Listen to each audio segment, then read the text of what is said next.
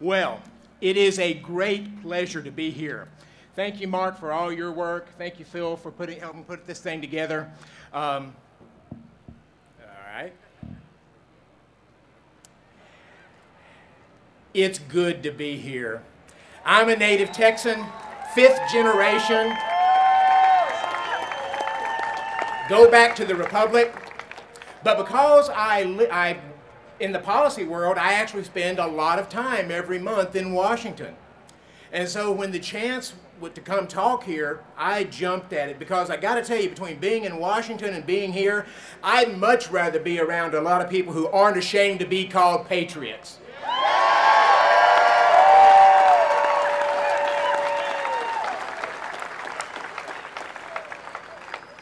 Jared mentioned about the division in Atlas Shrugged. Excuse me, I think it was Phil mentioned that. The division in Atlas Shrugged. We are seeing a growing divide in the country. Some people think that's tragic. I think it is inevitable and good. The dividing line is between the 50% of the population who pay income taxes and the other 50% who take income taxes. The dividing line is between those people who want to move people from welfare to work and those people who work to put more people on welfare. The dividing line is between those people who pay their mortgages and those people who want other people to pay their mortgages for them. It's between those who see the Constitution as a sacred work and those who see it as a work in progress.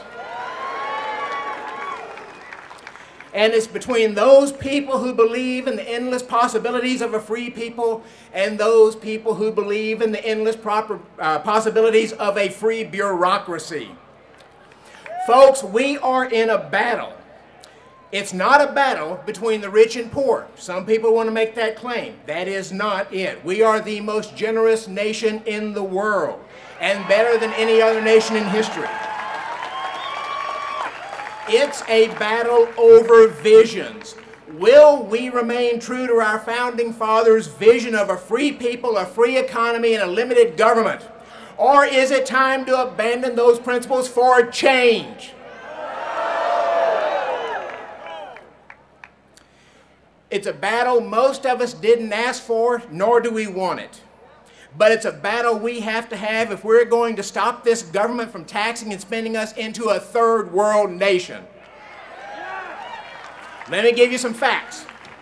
The government estimates that under President Obama's budget, the national debt will triple over the next 10 years to $17.3 trillion. I ask you, can we afford that? The budget President Obama proposes increases federal spending by 34% over last year, with a total of $4 trillion in federal spending, the highest in history. Can we afford that? The president has put $634 billion in his budget to expand government-run health care, and most economists think that underestimates it by more than half. We're looking at $1.5 trillion to do what he wants to do. Can we afford that?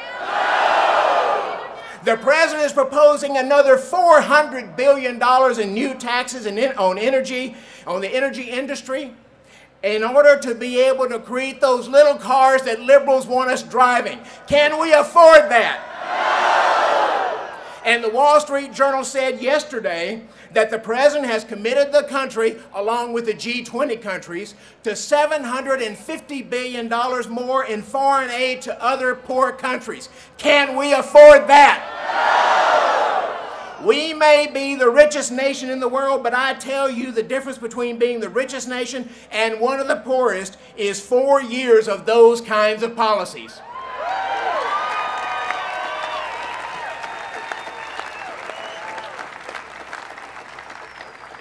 We used to tell a joke in Texas that being a millionaire wasn't when you owned $1 million, it's when you owed $1 million. Right now, the Cato Institute in Washington estimates that the new debt per household, per each household in the country. Under President Obama's budget in 2010, $81,000 in new debt per household. Don't forget that we already have a national debt around $11 trillion, and that doesn't count the $100 trillion in unfunded liabilities for Social Security and Medicare. So be encouraged, friends. Under the current leadership in Washington, by that old Texas definition of a millionaire, we'll all be millionaires soon. Now, the elite in Washington may wonder what we're doing out here. There's one word answer: freedom.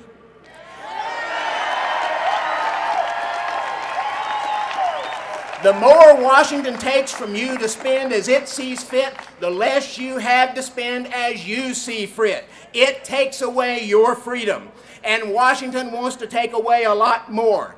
Once economic freedom is gone, all freedom is gone. Friends, freedom isn't free. It demands action. The only way we're going to stop this effort to tax and spend us into bankruptcy is to stand up to the politicians and say no.